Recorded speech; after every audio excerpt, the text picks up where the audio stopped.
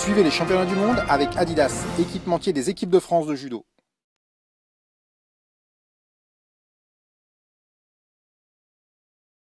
Bah, elle était bien, enfin, vous l'avez vu, hein, de toute façon elle a été dans l'attaque.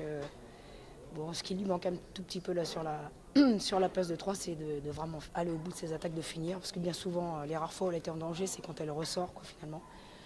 Elle va pas au bout de ce qu'elle veut faire. C'est dommage.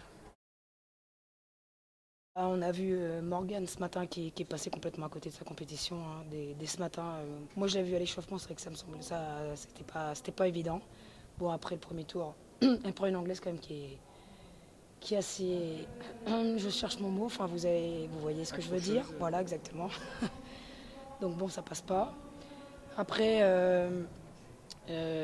Pénélope, là aussi c'est vraiment pas passé loin. Hein. On voit aussi que l'importance du tirage au sort.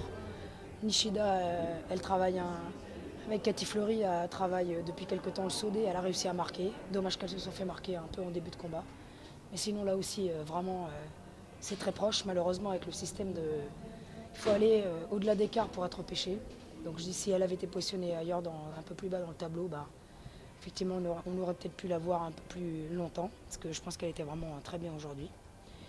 Et puis, et puis Automne, j'ai pas vu trop les combats. J'ai vu qu'elle a perdu contre Zamblodina. J'ai vu une première minute extrêmement difficile. Après, sur les mains, c'était assez difficile. Physiquement, ça semblait très dur.